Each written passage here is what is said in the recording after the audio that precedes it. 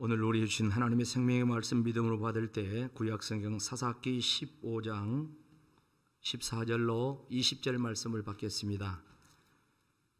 오늘 우리 주신 하나님의 축복의 말씀 사사기 15장 14절로 20절 말씀을 제가 읽어드리겠습니다. 삼손이 레이의 이름에 블레셋 사람들이 그에게로 마주 나가며 소리를 지를 때 여호와의 영이 삼손에게 갑자기 임하시매 그의 팔 위에 밧줄이 불탄 삼과 같이 그의 결박되었던 손에서 떨어진지라. 삼손이 나귀의 새 턱뼈를 보고 손을 내밀어 집어들고 그것으로 1000명을 죽이고 이르되 나귀의 턱뼈로 한 더미 두 더미를 쌓았으며 나귀의 턱뼈로 내가 1000명을 죽였도다 하니라. 그가 말을 마치고 턱뼈를 자기 손에서 내던지고 그곳을 라맛 레이라 이름하였더라. 삼손이 심히 목이 말라 여호와께 부르짖어 이르되 주께서 종의 손을 통하여 이 큰 구원을 베푸셨사오나 내가 이제 목말라 죽어서 할례 받지 못한 자들의 손에 떨어지겠나이다 하니 하나님이 레이에서 한 우묵한 곳을 터뜨리시니 거기서 물이 솟아나온지라. 삼손이 그것을 마시고 정신이 회복되어 소생하니 이러므로 그 샘 이름을 에낙고레라 불렀으며 그 샘이 오늘까지 레이에 있더라.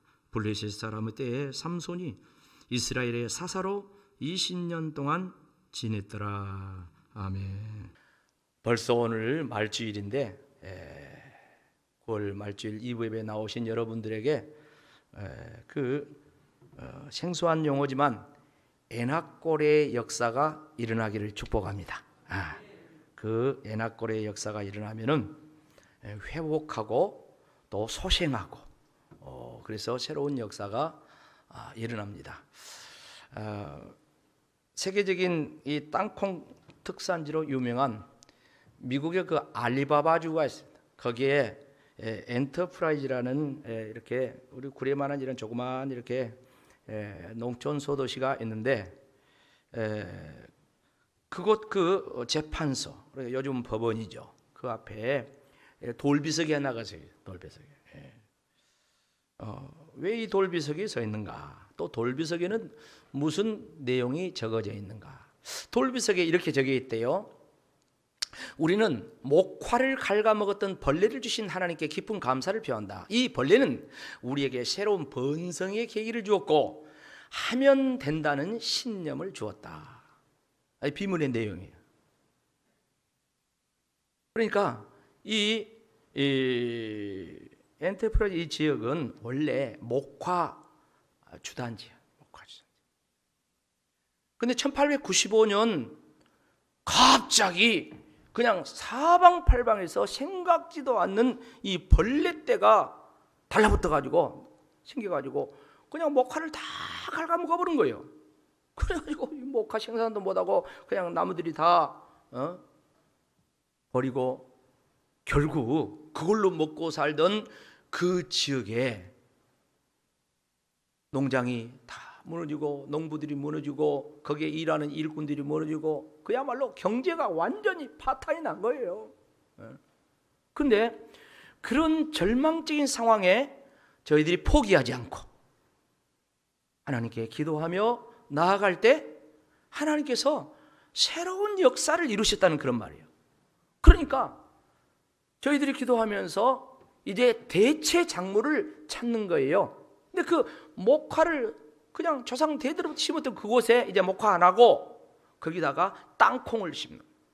근데 이 땅콩을 심었는데 땅콩이 목화 생산할 때보다 더 수확이 많이 난 거예요. 그래가지고 막 그냥 그 지역이 싹 땅콩 이제 주단지가 된 것입니다. 그런 상황 속에서 그 지역도 잘 살게 되고 또 이것이 이 경제적인 이 여파가 미국 이 나라에도 미치는 거예요. 더 중요한 것은 무엇입니까? 그들이 불굴의 정신으로 믿음으로 기도하며 그야말로 완전히 절망 속에서 새롭게 새로운 역사를 이뤘다. 이걸 미국 전 국민들에게 이제 정신적으로 저희들이 도전을 주고 하기 위해서, 그런가 하면 자기 후손들에게 그 교훈하기 위해서 이제 그 엔터프라이즈 그 법원 앞에다가 돌비를 이렇게 세워놓고 교훈하고 있답니다. 사랑하는 성도 여러분, 인생을 살다 보면 여러 가지 역경이 있습니다. 중요한 것은 지금 얼마나 어려운가, 어떤 경로를 통해서 이 역경이 왔는가, 이것을 규명하고 또 이제 알아보는 것도 중요하지만 더 중요한 것은 그 역경을 현실적으로 믿음으로 기도하면서 극복하는 거예요. 할렐루야. 극복하는 것이 더 중요한 줄로 믿습니다. 성경과 이스라엘 역사를 보면 수많은 믿음의 사람들의 공통점이 뭐냐면 한결같이 역경을 당했다, 고난을 당했다, 처절한 아픔이 있었다. 그렇지만 그 아픔과 역경, 고통 앞에 좌절하지 않고 기도하며 하나님 앞에 나아갈 때 하나님의 은혜로 그 환경과 상황, 그 문제를 극복하고 승리했다. 이런 이야기가 성경에 가득 차 있습니다.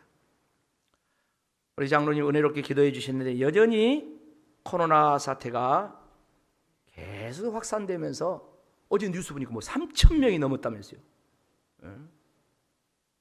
백신을 공급하고 있고 그렇지만은 이런 엄청난 이 상황이 계속해서 들불처럼 번져가고 있어요. 아마 정부에서도 방역당국에서 상당히 긴장을 하고 이거 어떻게 해야 될 것인가. 어젯밤에는 보니까 이 코로나 특집 좌담회를 하더라고요. 그래서 밤에 좌담회를 하는데 아주 상당히 지금 어려운 상황입니다. 그런데 이런 현실, 이런 삶에 우리가 있지만은 보이지 않는 하나님, 안 보이죠. 그렇지만 하나님은 살아계시고 하나님이 역사하고 계신 줄로 믿습니다. 자, 우리의 할 일, 우리 성도들의 할 일은 무엇입니까? 이 하나님을 믿는 믿음을 가지고 기도하며 나아갈 때, 특별히 포스트 코로나 이후의 삶을 지혜롭게 준비하면서 나갈 때 엄청난 역사가 또한 일어날 줄로 믿습니다. 오늘 본문의 말씀은 우리가 잘 아는 말씀 중에 하나인데 사실 제가 삼손 설교 우리 가서 한 번도 안 한 것 같아요. 근데 오늘 이 삼손이 얼마나 유명한 사람입니까? 근데 이 본문의 내용은 앞에 13장부터 사사기 13장부터 쭉 연결된 말씀입니다. 자, 그런데 사사기 13장 1절 어떤 말씀이 나옵니까? 같이 읽어볼까요? 이스라엘 자손이 다시 여호와의 목전에 뭘? 악을 행하였으므로 여호와께서 그들을 40년 동안 블레셋 사람의 손에 넘겨주시니라. 사사기를 보면 이스라엘 나라에 왕이 생기기 이전에 하나님이 사사들을 세워서 통치하시는 그런 시대였는데 마치 이스라엘 나라 또 이스라엘 백성들이 롤러코스터를 타는 것 같은 그런 역사, 그러니까 오르락 내리락 하는 이런 역사가 계속해서 반복이 됩니다. 이스라엘은 원래 하나님의 백성들 아닙니까? 선민이에요. 그런데 그들이 하나님의 말씀을 순종할 때는 오르락하고 그러다가 또 이제 해이해지면서 저희들이 세속화되고 또 그 가나안 문화와 그들의 가치관을 따라 불신앙적으로 살 때는 하나님께서 악을 행했다고 했는데 그럴 때는 주변 나라들을 일으켜가지고 그들의 붙여서 이제 식민지, 고통을 당하는 그런 역사를 또 행하십니다. 그럼 고통을 당하면 어쩝니까? 그때 고통이 극에 달할 때, 처음에 조금 어려울 때는 반응이 안 나타나. 근데 막 고통이 극에 달하는 거야. 극에 달하면 그때서 아브라함의 하나님, 이삭의 하나님, 야곱의 하나님, 우리를 살려주시옵소서. 우리가 죽게 되었나이다. 그렇게 막 기도하면 하나님께서 어쩝니까? 사사를 일으켜가지고 그 사사를 통해서 이제 이스라엘 백성들을 이제 이끌고 나가서 블레셋이라든가 암몬 주변 이런 나라들 그들을 딱 물리치. 그러면서 이제 태평성대가 또 이렇게 이루어집니다. 이게 이제 반복돼요. 그런데 오늘 말씀 뭡니까? 삼손이 태어날 즈음에 이스라엘 자손이 다시 하나님 앞에 악을 행했다. 다시. 그때 하나님께서 블레셋이라는 나라를 이제 이스라엘에 붙여가지고 40년 동안 블레셋의 통치를 받도록 그렇게 한 거예요. 그래서 이스라엘이 블레셋의 지배를 받고 이제 쭉 살고 있는데, 그런 고통이 극에 달하고 있을 때 하나님께서 이 삼손을 태어나게 하셔서 사사로 쓰시는 거예요. 그런데 어느 날 삼손이 막 역사가 일어나니까 어쩝니까? 이 블레셋 사람들이 삼손의 처 장인을 죽여버려요. 그냥 처갓집을 그냥 쑥대밭 만들어. 삼손이 그걸 나중에 알아요. 알고 또 삼손이 이제 그 블레셋 사람들을 막 다 죽이고 막 이렇게 하면서 도망가가지고 그 에돔 바위 거기에 이렇게 숨어 있는 거예요. 숨어 있는. 그런 가운데 이 유다 사람들이 이 블레셋 군대가 이제 다시 쳐들어오는 그런 어려운 상황을 만들어. 그러니까 유다 사람들이 왜 우리를 또 쳐들어왔냐 하니까, 너희를 없애려고 한 것이 아니라 우리는 삼손만 내놓으면 된다. 삼손 그놈만 내놓으면 된다. 그런 거예요. 그러니까 유다 사람들이 군대를 3,000명을 이끌고 이 바위 밑에, 에담 바위 밑에 숨어 있는 삼손을 찾아가요. 찾아가가지고 여차저차 이러니 블레셋이 또 쳐들어왔으니 당신만 나가면은 물러간다 하니까 어쩌겠냐? 가야지. 나를 죽이지는 말아라. 그래요. 그러니까 알았다. 죽이지는 않을 테니까 하여간 블레셋에 가자. 그래서 결박을 해가지고 밧줄로 삼손을 묶어가지고 이제 블레셋 진영으로 이끌고 갑니다. 그래서 블레셋에 이제 이렇게 넘겨주는 상황이요. 그런 상황 속에 오늘 아까 읽었던 본문이 시작된 거예요. 방금 이야기한 내용 그 앞에 있는 내용이에요. 근데 본문을 자세히 보면은 하나의 이야기면서 두 장면이 나와요. 두 장면, 상반된 두 가지 장면이 나와요. 첫째 장면은 뭐냐면 삼손이 새 나귀 특별을 가지고 블레셋 사람 1,000명을 상대해서 물리쳤다는 그런 이야기가 있죠. 얼마나 통쾌합니까? 그런데 이야기가 여기에서 끝나는 것이 아닙니다. 둘째 장면이 나오죠. 그 블레셋 사람 물리치고 승리한 이후의 장면이 나오는데 삼손이 너무 목말라가지고 죽겠다고 그래요. 목이 말라 죽겠다는 그런 상황 속에서 삼손이 하나님께 막 부르짖고 기도해서 샘이 터지는 역사가 일어나. 그래서 그 샘물을 마시고 회복하며 소생했다. 기운을 차렸다 하는 그런 이야기가 오늘 읽은 말입니다. 여기서 첫째 장면, 나귀 턱뼈로 1,000명을 죽였다. 승리의 장면과 그런가 하면 이 두 번째 목말라 죽겠을 때 부르짖고 기도해가지고 샘이 터져서 물을 먹은 이 장면은 중요한 차이점이 있습니다.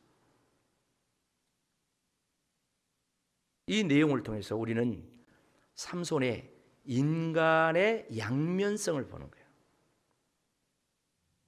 이 인간의 양면성은 삼손에게만 있는 것이 아니라 우리들에게도 있는 거예요. 그걸 남은 시간 이제 자세히 살펴보면서 말씀을 통해서 은혜 받기를 원합니다. 사랑하는 성도 여러분,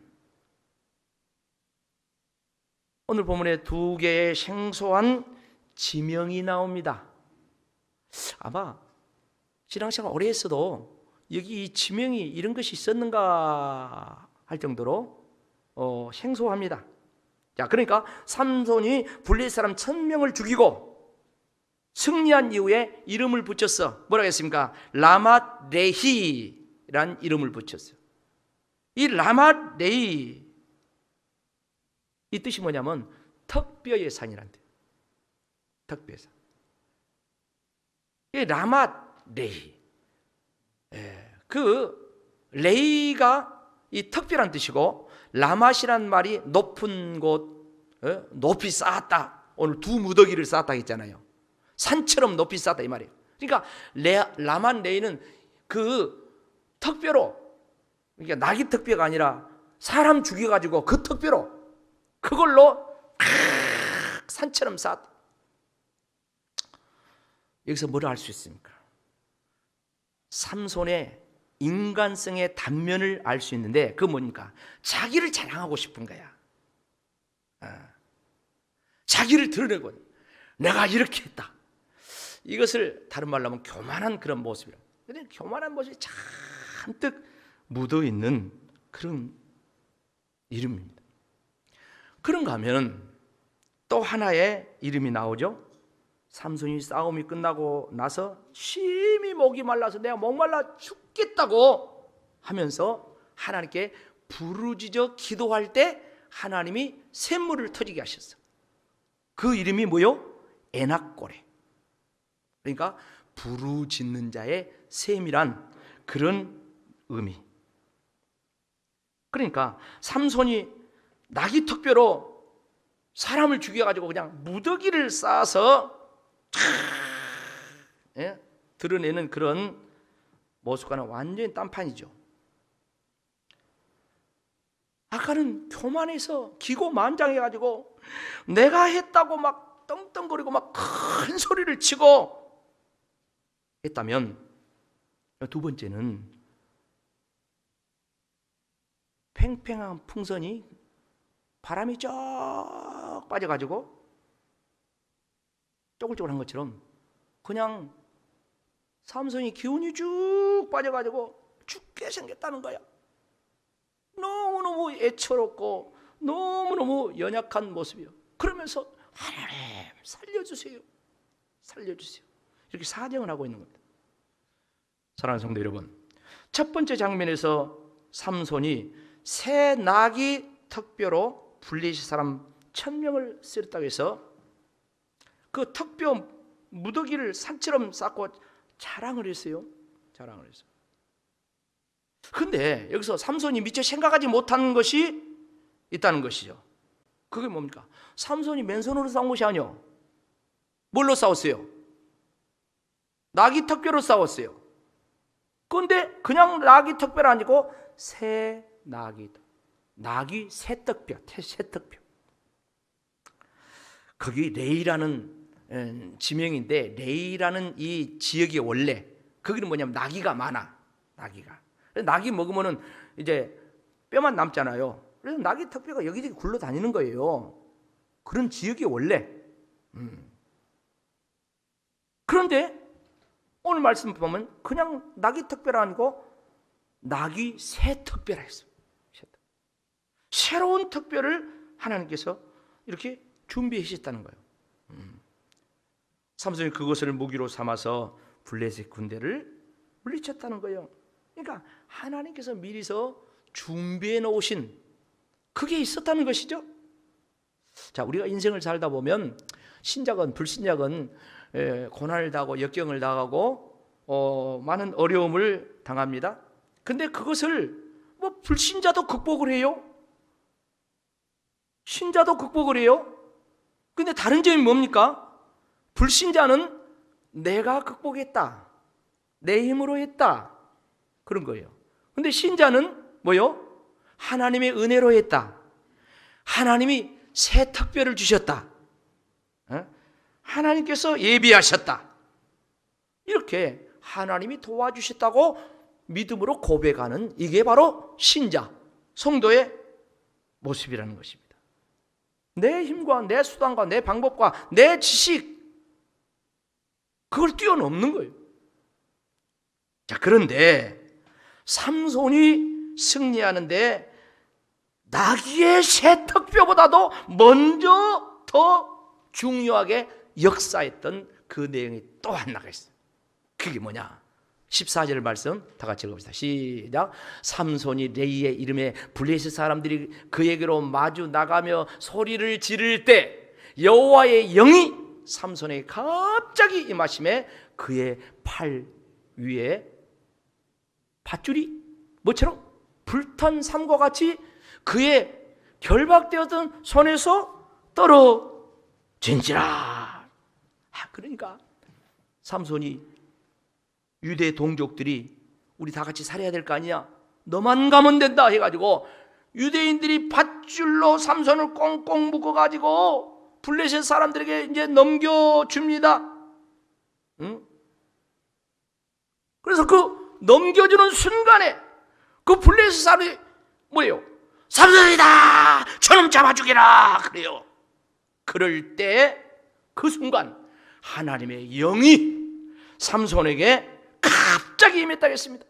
그래서 밧줄이 끊어지는데 그 불탄 삼과 같아요. 삼배 있잖아요. 그 불 딱 떨어지면 탁 타버려요. 옛날 삼배옷 같아요. 그러니까 삼이 그렇게 잘 탄가 봐요. 불탄 이 삼처럼 힘없이 끊어져 버려요. 근데 그 순간 또 옆에를 보니까 나귀 새턱뼈가 있는 거야. 그래서 어쩌습니까? 삼손이 그걸 집어가지고 블레셋 사람 1000명을 그 자리에서 다 죽여버렸다.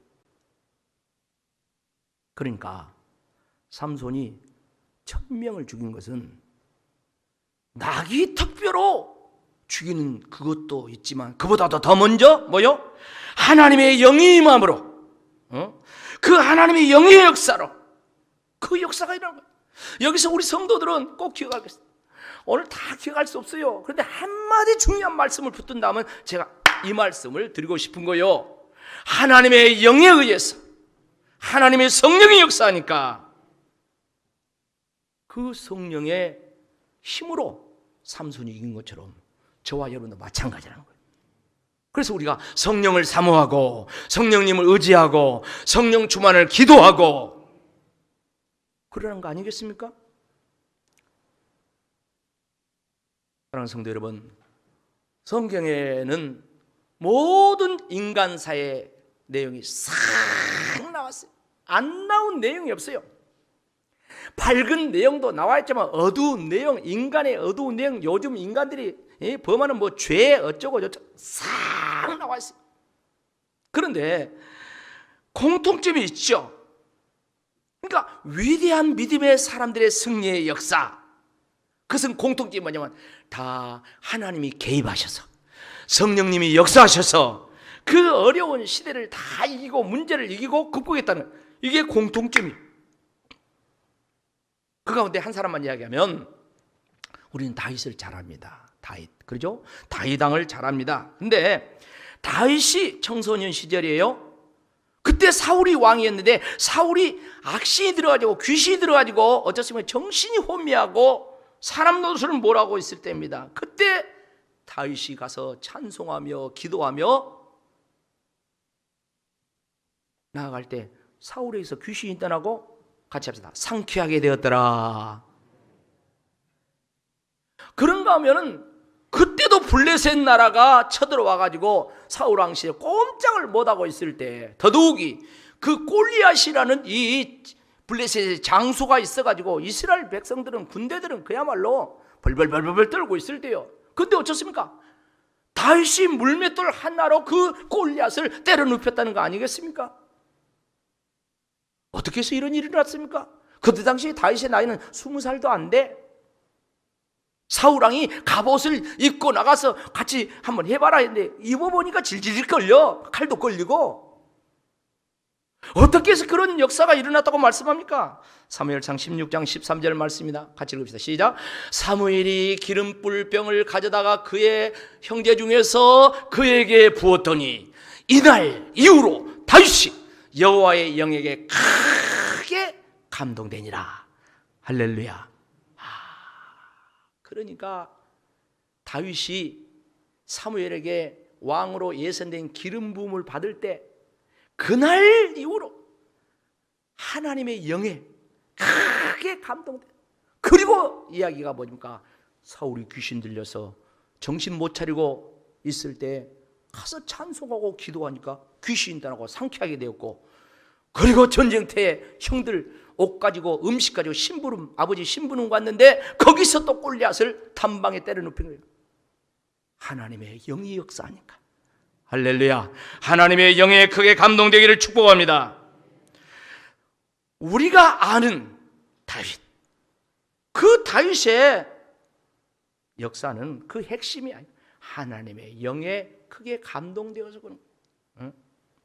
삼손도 우리가 아는 그 삼손이 된 가장 중요한 원인은 여호와의 영이 임하면서 역사가 있네요. 오늘 말씀 보세요.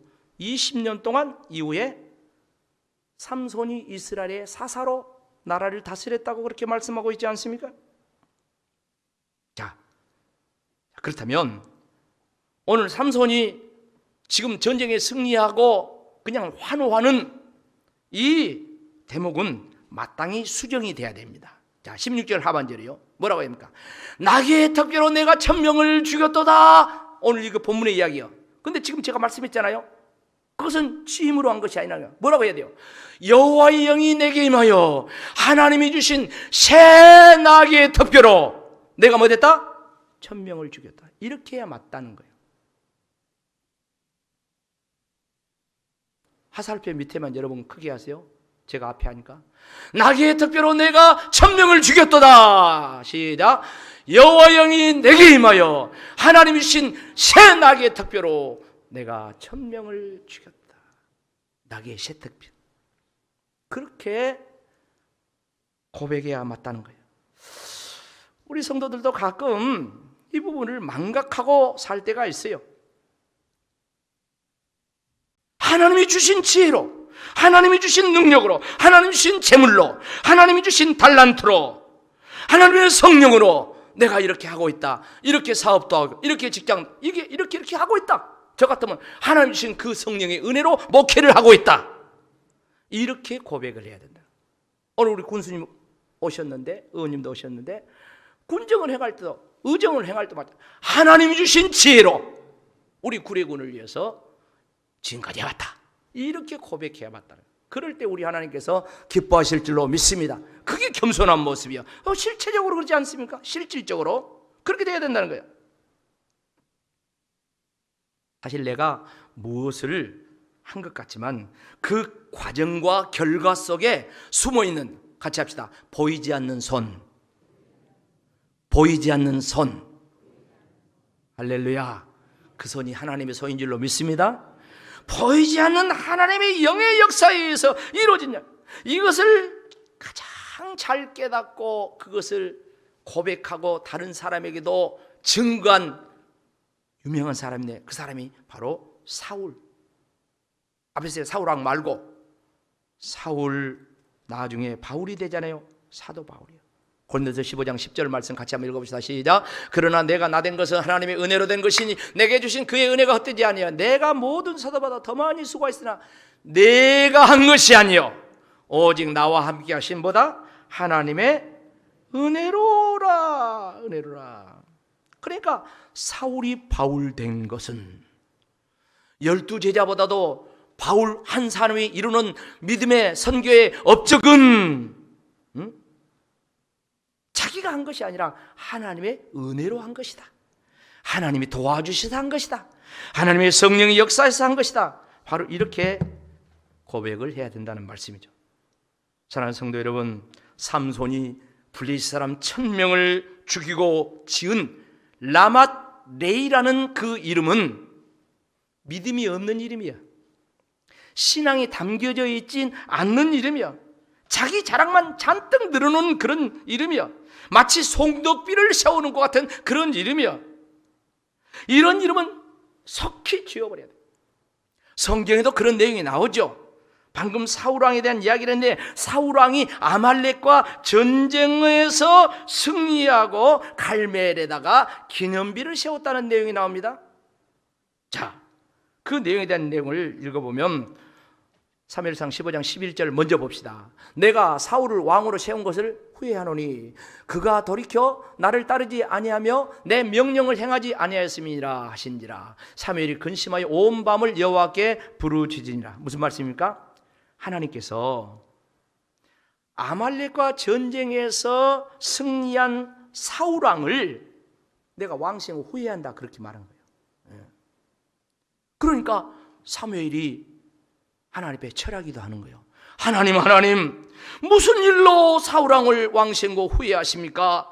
무엇 때문에 하나님 후회하십니까? 사울이 뭘 잘못했습니까? 막 밤새내 기도한 거예요. 그리고 날이 새자마자 그 사울을 찾으러 막 길가로 가는 거예요. 자, 가는 내용이 12절이에요. 그 다음 절 12절 같이 읽어보세요. 시작. 사무엘이 사울을 만나려고 아침에 일찍 일어났더니 어떤 사람이 사무엘에게 말하여 이르되 사울이 갈멜에 이르러 자기를 위하여 기념비를 세우고 발길을 돌려 길갈로 내려갔다 하는지라.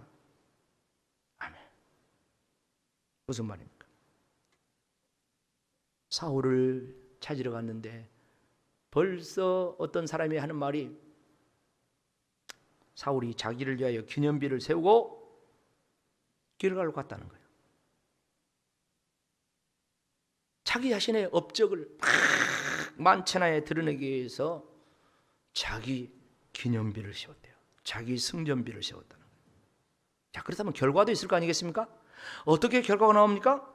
사무엘상 15장 22절 23절 뒤에 가면 결과가 나옵니다. 뭐라고 합니까? 사무엘이 이르되 여호와께서 번제와 다른 제사와 그의 목소리를 청종하는 것을 좋아하리까? 순종이 무엇보다 낫다? 제사보다 낫고 듣는 것이 순양의 기름보다 나으니. 다 같이 시작. 이는 거역하는 것은 점치는 죄와 같고 완고한 것은 사신 우상에 절하는 죄와 같음이라. 왕이 여호와의 말씀을 버렸으므로 여호와께서도 왕을 버려 왕이 되지 못하게 하셨나이다. 사울왕은 아말렉과 전쟁에서 승리하고도 하나님의 말씀에 거역하면서 하나님께 버림받았어요. 하나님이 인정하지 않는 그런 왕이 됐다는 거예요. 40년 동안 왕이 있었습니다. 그런데 대부분의 그 왕이 있을 때 초창기는 하나님 함께, 나중에 하나님 함께 하잖아요. 기가 막힌 일이죠. 그러니까 사울이 자기 마음대로 한 거예요. 하나님께서 말씀하신데 절대 아말렉은 다 진멸해라 했는데 아각 왕을 잡아오잖아요. 아각 왕을 내가 이렇게 이겼다 하려고, 그리고 막 살찐 거 좋은 짐승 다 갖고 오잖아요. 하나님 다 죽이라 했는데, 하나님 심판하라 했는데, 쉽게 말하면 그걸 안 하는 거예요. 그렇게 해가지고 하나님께서 오늘 사울왕을 버렸다, 그렇게 해요. 자기를 위해 기념비를 세운 그 사울왕, 결국 전쟁에 승리하고도 망한데 정말 얼마나 무서운 이야기입니까? 자, 그런가 하면 이 라맛 레이와 반대로 에낙골이라는 이 지명은 신앙의 이름이야, 믿음의 이름이야. 자, 에낙골이가 뭐라 했습니까? 목말라 죽겠다고 할 때 하나님께 부르짖어서 기도하니까 하나님께서 거기에 샘을 터지게 하다. 그래서 에낙골을 이름을 지었는데 부르짖는 자의 샘이라고 그랬죠. 그러니까 이 말씀은 하나님 앞에 승리하고 난 이후에 하나님 앞에 간청을 하는, 하나님 도와주세요, 정말 겸손하게 간구하는 그런 일. 여러분, 우리가 새겨야 될 것이 바로 어떤 상황에서 아무리 세상에 출세하고 아무리 부자가 되고 아무리 뭐 별것을 했다 할지라도 우리는 겸손하게 하나님 앞에 물을 구해야 돼요. 하나님, 나는 목마릅니다. 하나님의 생수가 필요합니다. 신령한 생수가 필요합니다. 하나님의 은혜가 필요합니다. 이 사실 우리의 심령에 똑바로 새기는 것이 중요하다는 거죠. 분명한 것은 지금 이 시간 말씀을 마무리하면서 저와 여러분이 신앙의 장면이 바뀌어야 된다는 거예요. 첫 번째 장면에서 두 번째 장면으로 바뀌어야 된다는 거예요. 옮겨져야 된다는 거예요. 내가 천명을 물리쳤도다. 내가 했다는 자기 자랑이 아니라 하나님이 도우셨다, 성령님이 역사하셨다, 하나님께서 새 낙이 특별을 주셨다, 하나님이 나를 사용하셨다, 이렇게 바뀌어야 된다는 거예요. 그런가 하면 또 하나가 어떻게 바뀌어야 됩니까?